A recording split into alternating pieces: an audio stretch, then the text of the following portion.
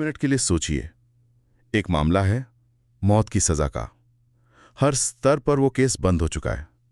Supreme court से appeal खारिज, पुनर्विचार याचिका खारिज, यहां तक कि राष्ट्रपति की दया याचिका भी खारिज। कानूनी तौर पर मतलब फाइल बंद है, लेकिन फिर 2025 में सुप्रीम कोर्ट उसी मामले को फिर से खोल देता है। ये कोई कहानी नहीं है, ये असल में हुआ है। मामला है वसंत संपत दुपारे बनाम भारत संघ का। एक ऐसा केस जिसने कह सकते हैं कि पूरी न्याय प्रणाली को हिला दिया। और ये समझना बहुत जरूरी है कि इस मामले के पीछे एक बहुत ही भयानक अपराध था, एक 4 साल की बच्ची के साथ बलात्कार और हत्या।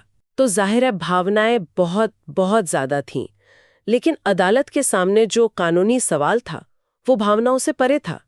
ये असल में 2 बड़े सिद्धांतों का टकराव था। एक तरफ है फैसले की अंतिमता, मतलब फाइनलिटी ऑफ जजमेंट, और दूसरी तरफ है किसी व्यक्ति का मौलिक अधिकार, खासकर जीने का अधिकार। अच्छा, तो एक तरफ केस को हमेशा के लिए बंद करने का नियम और दूसरी तरफ किसी की जिंदगी। ये तो एक बहुत बड़ा कानूनी गतिरोध है। तो सुप्रीम कोर्ट ने इसे सुलझाया कैसे? मुझे लगता है यहाँ अनुच्छेद 32 की भूमिका वो काफी अहम रही होगी, है ना? बिल्कुल। अदालत ने अनुच्छेद 32 को एक निरंतर सुरक्षा कवच या कंटिन्यूइंग सेफगार्ड की तरह देखा। उनका तर्क ये था कि जब सजा मौत की हो, जिसे आप पलट नहीं सकते, तो प्रक्रियात्मक न्याय सबसे ऊपर है। आप ये कहकर न्याय का दरवाजा बंद नहीं कर सकते कि अरे अब तो बहुत देर हो चुकी है। जब किसी की जान दांव पर हो, तो न्याय का दरवाजा कभी भी पूरी तरह से बंद नहीं माना जा सकता। ठीक है, तो कोर्ट ने ये दरवाजा खुला रखा, पर सवाल यह है कि किस आधार पर? मेरा मतलब है, दुपारे को सजा तो सालों पहले हुई थी, तब तो वो नए नियम नहीं थे जिनका आज पालन होता है। मैं इन मनोज दिशा निर्देशों की बात कर रहा हूँ। ये हैं क्या असल में, और इस केस में इतने जरूरी कैसे हो गए? ये दिशा निर्देश बहुत ही महत्वपूर्ण हैं। 2022 के मनोज बनाम हरियाणा राज्य मामले में सुप्रीम कोर्ट ने तय किया कि मौत की सजा देने से पहले कुछ प्रक्रियाएं अनिवार्य हैं। ये सिर्फ सुझाव नहीं। इनमें दोषी का मनोवैज्ञानिक मूल्यांकन, उसकी सामाजिक आर्थिक पृष्ठभूमि की पूरी रिपोर्ट, जेल में उसका व्यवहार, ये सब शामिल है। मकसद ये है कि सजा सिर्फ अपराध को देखकर नहीं, बल्कि अपराधी की पूरी स्थिति को समझ कर दी जाए। दुपारे के मामले में ऐसा कुछ भी नहीं हुआ था। ये बात तो समझ आती है कि ये निष्पक्ष सजा के लिए जरूरी है, लेकिन मेरा सवाल वही है, ये दिशा निर्देश तो दोबारे की सजा के कई साल बाद आए, तो कोर्ट ने एक पुराने बंद हो चुके मामले पर इन्हें लागू कैसे कर दिया? ये तो एक तरह से कानून को पिछली तारीख से बदलना हुआ ना? ये बहुत अच्छा सवाल है, और यहीं पर कानून का एक बहुत ही दिलचस्प सिद्धांत सामने आता है। इसे ब्लैकस्टोनियन थ्योरी कहते हैं। सरल शब्दों में ये थ्योरी कहती है कि जज नया कानून बनाते नहीं हैं, वो सिर्फ ये घोषित करते हैं कि कानून हमेशा से क्या था। अच्छा। तो सुप्रीम कोर्ट के मुताबिक मनोज मामले में जो अधिकार बताए गए, वो कोई नए अधिकार नहीं थे, वो संविधान में हमेशा से थे, बस उन्हें अब जाकर स्पष्ट किया गया है।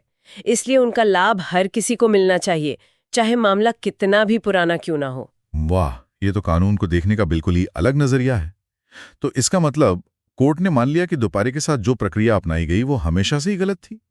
तो क्या उसे बरी कर दिया गया? नहीं, बिल्कुल नहीं। और ये फर्क समझना बहुत जरूरी है। कोर्ट ने दुपारे के अपराध को सही माना है, उसकी दोष सिद्धि मतलब कन्विक्शन वो बरकरार है, सिर्फ और सिर्फ मौत की सजा को रद्द किया गया है। फैसला ये है कि सजा देने की प्रक्रिया में गंभीर खामियां थीं, इसलिए अब सजा पर नए सिरे से सुनवाई होगी, और उस सुनवाई में मनोज दिशा निर्देशों का पूरी तरह से पालन किया जाएगा। अदालत ने एक बहुत ही शक्तिशाली संदेश दिया। उन्होंने कहा, हमारे संविधान की महिमा राज्य की शक्ति में नहीं, बल्कि उसके संयम में निहित है। तो इस पूरी चर्चा का निचोड़ क्या है?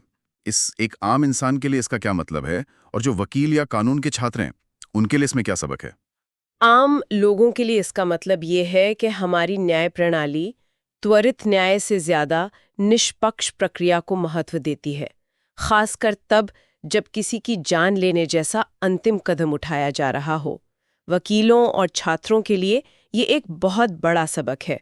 सजा से जुड़े दिशा निर्देश अब वैकल्पिक नहीं हैं, वो अनिवार्य हैं, और वो अब पुराने बंद हो चुके मामलों में भी अपील का एक नया आधार बन सकते हैं। ये वाकई में न्याय के बारे में हमारी समझ को और गहरा करता है। पर ये एक बहुत मुश्किल सवाल भी खड़ा करता है। जी, और वो सवाल ये है कि समाज एक दोषी के अधिकारों और पीड़ित के परिवार के लिए न्याय की जरूरत के बीच संतुलन कैसे बनाए? क्या एक अंतिम फैसले को फिर से खोलना न्याय के सिद्धांतों को मजबूत करता है या कहीं ना कहीं उसे कमजोर करता है? ये एक ऐसा सवाल है जिस पर हम सभी को सोचना चाहिए।